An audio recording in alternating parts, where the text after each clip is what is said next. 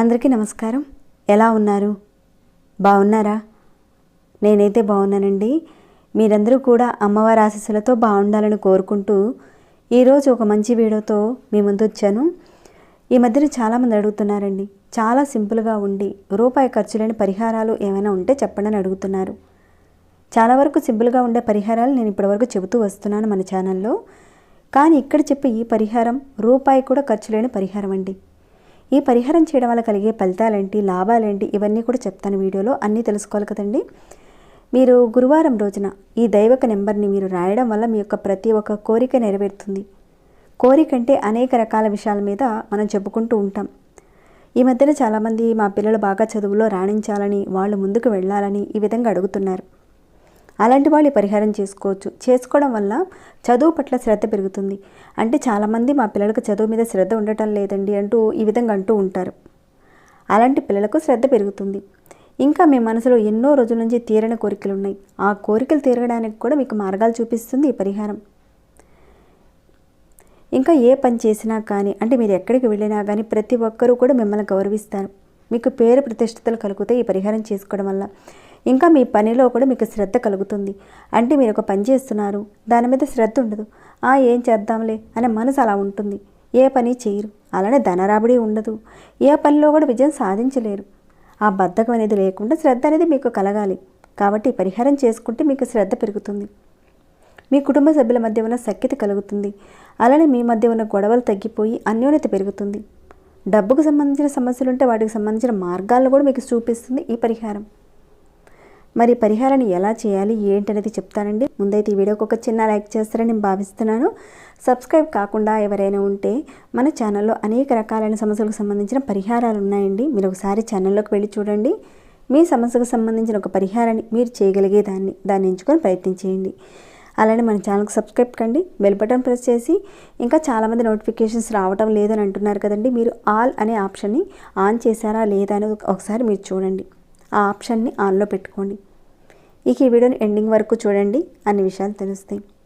సరేనండి, ఇక పరిహారాన్ని ఎలా చేయాలనేది చూసేద్దాం. ఈ పరిహారాన్ని ఆడవారైనా మగవారైనా ఎవరైనా చేయొచ్చు. కానీ ఆడవారు నెలసరి టైంలో ఉన్నప్పుడు మాత్రం చేయకూడదు. ఈ నియమాలు అయితే ఉన్నాయండి. ఇకపోతే ఈ పరిహారానికి మనకు కావాల్సింది ఏంటంటే, ఒక వైట్ పేపర్ కావాల్సి ఉంటుంది. అలానే పసుపు కావాలండి. పూర్తిగా వైట్ పేపర్ అనేది తీసుకోండి. అంటే లైన్స్తో ఉన్న పేపర్ కాదండి, పూర్తిగా వైట్ పేపర్. అది కూడా 4 వైపులా కూడా సమానంగా ఉన్నది తీసుకోండి. అంటే ఇటువైపు 4 అంగుళాలు, అటువైపు 4 అంగుళాలు, ఆ విధంగా మీరు 4 వైపులా కూడా కరెక్ట్గా సమానంగా స్క్వేర్గా ఉన్న పేపర్ని తీసుకోండి. అలానే పసుపు కూడా తీసుకోండి. ఈ పసుపులో మంచినీటిని వేసి చక్కగా తడి పసుపుగా చేసి పెట్టుకోండి. ఇక్కడ చూపిస్తున్నాను కదండి, ఈ విధంగా అనమాట. ఇక్కడ మీరు ఒక దైవక నెంబర్ని మీరు రాయాలి. అది ఏ విధంగా రాయాలో చూపిస్తాను, అలానే చేయండి. ఇక్కడ రాసే నెంబర్స్లో ఉన్న శక్తి గురించి మనం తెలుసుకుంటూ ఒక్కొక్క నెంబర్ మనం రాద్దాం. ఇక్కడ ఈ పసుపుతో ఈ పేపర్ మీద 3వ నెంబర్ రాయండి. 3వ నెంబర్ వచ్చి విష్ణుమూర్తికి సంబంధించిన నెంబరు. ఈ నెంబర్ని రాయడం వల్ల మీ ఇంట్లో సుఖం, సమృద్ధి, సంతోషం అనేది కలుగుతుంది.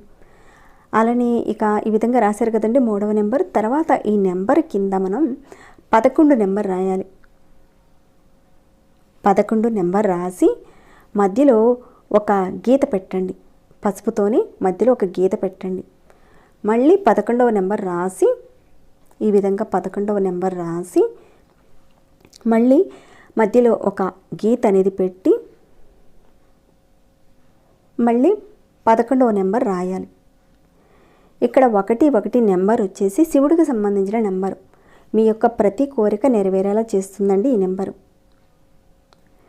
ఇప్పుడు పసుపుతో మీరు 3వ నెంబర్ రాయండి. నెంబర్ కింద 11 మధ్యలో ఒక గీత గీయండి. తర్వాత మళ్ళీ 11 మధ్యన ఒక గీత గీయండి. ఈ విధంగా మళ్ళీ మీరు 11 రాయండి. నెంబర్స్ అన్నిటినీ కూడా మీరు మీ చూపుడు వేలుతోనే రాయాలి. చూపుడు వేలుతోనే రాయాలండి. నరుడు నారాయణుడు అంటూ ఉంటారు. అంటే మనలోనే నారాయణుడు యొక్క శక్తి అనేది ఉంటుంది. ఆ శక్తి మనకు సహకరించాలి. అందుకని ఇక్కడ 3వ నెంబర్ రాయాలి. అయితే ఇక్కడ మనం పసుపుతో రాస్తున్నాం కదా, పసుపు అంటేనే గురువు. జాతకరీత్యా గురుబలం బాగున్నప్పుడు మనం ఏది చేసినా కానీ అద్భుతమైన ఫలితాలు ఉంటాయి. ఇక ఈ విధంగా మనం రాసిన తర్వాత మీ ఉంగరపు వేలుని ఈ విధంగా 3వ నెంబర్ మీద పెట్టండి. 3వ నెంబర్ మీద ఈ విధంగా పెట్టి ఓం నమో నారాయణాయ అనే ఈ మంత్రాన్ని మీ మనసులో ఒక 3 సార్లు అనుకోండి. 3వ నెంబర్ మీద పెట్టి మంత్రాన్ని చదవాలి. తర్వాత ఈ 11వ నెంబర్ ఉంది కదండి, 11 నెంబర్ ఉంది కదా, దాని మీద మీరు మళ్ళీ ఉంగరపు వేలు పెట్టి ఓం నమ శివాయ అని ఒక 3 సార్లు అనుకోవాలి.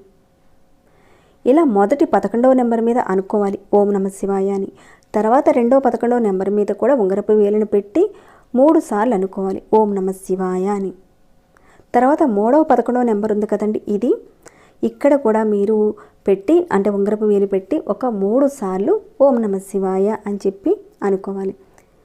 ఈ విధంగా అనుకున్న తర్వాత ఈ పేపర్ని మడత పెట్టండి.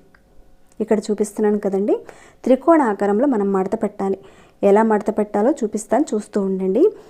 ఈ దైవిక నెంబర్ని మీ జేబులో పెట్టుకోవడం వల్ల, అలానే మీ ఇంట్లో లాకర్లో కానీ, జేబులో కానీ, పర్సులో కానీ పెట్టుకోండి. అలా పెట్టుకోవడం వల్ల చాలా మంచిదండి. ఈ నెంబర్ని రాసి మీరు మీ పిల్లల బ్యాగ్లో కూడా పెట్టచ్చు. మీరు చదువుకునే బుక్స్లో కూడా పెట్టి వారి బ్యాగ్లో పెట్టచ్చు మీరు. అయితే ఈ పరిహారాన్ని ఎప్పుడు చేయాలనేది చెప్పలేదు కదండి. మీరు పౌర్ణమి రోజున కానీ, గురువారం రోజున కానీ చేసుకోవచ్చు. ఉదయం నుంచి రాత్రి పడుకునే లోపుగా ఎప్పుడైనా చేయొచ్చు పరిహారాన్ని. కానీ పరిహారాన్ని చేసేటప్పుడు మాత్రం మీరు ఖచ్చితంగా స్నానం చేసే చేయాలి పరిహారాన్ని. ఇలా మడత పెట్టిన తర్వాత దీనిని దేవుడి దగ్గర పెట్టాలి. ఒక రోజంతా మీరు ఉంచండి. ఇక 2వ రోజు అంటే మీరు గురువారం రోజున చేస్తారు, తర్వాత 2వ రోజు శుక్రవారం వస్తుంది. ఆ రోజున మీరు దేవుడి దగ్గర పెట్టిన ఆ పేపర్ని మీరు తీసుకొని జేబులో కానీ, మీ హ్యాండ్ బ్యాగ్లో కానీ పెట్టుకోండి. వ్యాపారస్తులు అనుకోండి గల్లాపెట్లో పెట్టుకోవచ్చు. ఇంట్లో ఉన్నవారైతే మీరు డబ్బులు దాచుకుని ప్లేస్లో పెట్టుకోండి. ఒకవేళ పిల్లల కోసం మీరు చేసేటట్లయితే వాళ్ళ బుక్స్లో పెట్టండి. వారానికి ఒకసారి మీరు ప్రతి వారం మీరు ఈ పేపర్ని మీరు తీసి ఎక్కడైతే మీరు పెట్టారో అక్కడి నుంచి తీసి ధూపం చూపిస్తూ మళ్ళీ పేపర్ని యథాస్థానంలో పెట్టుకోవాలి. ఒకవేళ ఈ పేపర్ నలిగిపోయినా చినిగిపోయినా మళ్ళీ ఇదే విధంగా కొత్త పేపర్ని మీరు తయారు చేసి పెట్టుకోండి. ఇక పాత పేపర్ ఉంటుంది కదండి, నలిగిపోయిన చినిగిపోయిన పేపర్ని దాన్ని ఇంట్లో ఉన్న కుండీలో కాస్తంత మట్టి తీసి మట్టిలో పాతి పెట్టేయండి. మీరు త్రికోణ ఆకారంలో చేసి పెట్టుకోవాలండి. చిన్నదిగా కావాలంటే చిన్నదిగా కూడా చేసుకోవచ్చు. ఇక్కడ నేను చూపిస్తున్న విధంగా మీరు చక్కగా చిన్నదైనా చేసుకోవచ్చు, కాస్త పెద్ద సైజ్ అయినా చేసుకోవచ్చు. ఈ విధంగా మీరు వారానికి ఒకసారి మీరు ధూపాన్ని చూపిస్తూ ఉండండి. అయితే ఇక్కడ ప్రతి నెంబర్లోనూ అద్భుతమైన శక్తి అనేది ఉంటుంది. దీన్ని మనం గురువారం రోజున ఈ విధంగా చేసి పెట్టుకోవడం వల్ల మీ యొక్క ప్రతి కోరిక అనేది నెరవేరుతుంది. కానీ పరిహారాన్ని అయితే మీరు నమ్మకంతో చేయాలండి. నమ్మకంతో చేస్తే ఖచ్చితంగా మీ యొక్క కోరిక అనేది నెరవేరుతుంది. ఈ విధంగా చక్కగా త్రికోణ ఆకారంలో మనం మడత పెట్టి ఇందాక చెప్పుకున్న విధంగా అంటే చిన్నగా పేపర్ మీరు మడత పెట్టొచ్చండి. త్రికోణ ఆకారంలో మడత పెట్టి మీ పర్సులో కానీ ఇందాక చెప్పుకునే విధంగా ఆ విధంగా పెట్టి మీరు ప్రతి వారం కూడా ఆ పేపర్కి ధూపం చూపిస్తూ ఉండండి. చాలా అద్భుతమైన శక్తి ఉందండి ఈ పరిహారం విషయంలో. మీరు కోరుకున్న కోరికలన్నీ కూడా నెరవేరుతాయి. మీ యొక్క కోరికలు నెరవేరాలని నేను కోరుకుంటూ ఈ వీడియో నేను ఇంతటితో ముగిస్తున్నాను. ఇంకేమైనా డౌట్స్ ఉంటే అడగండి, తప్పకుండా రిప్లై ఇస్తాను. మరి ఈ వీడియో మీకు ఎలా అనిపించిందండి? నచ్చిందండి? నచ్చితే కనుక ఒక చిన్న లైక్ చేయండి. అలానే 10 మందికి ఉపయోగపడుతుంది ఈ వీడియో అని మీ మనసుకు అనిపిస్తే కనుక 10 మందికి ఉపయోగపడేలా ఈ వీడియోని షేర్ చేయండి. ఇంకా సబ్స్క్రైబ్ కాకుండా చూస్తుంటే మన ఛానల్కి సబ్స్క్రైబ్ చేసుకొని ప్రతిరోజు మన ఛానల్లో ఉన్న వీడియోస్ని చూస్తూ ఉండండి. మరొక భక్తి వీడియోలో మళ్ళీ మిమ్మల్ని కలుసుకుంటాను. అంతవరకు సెలవు.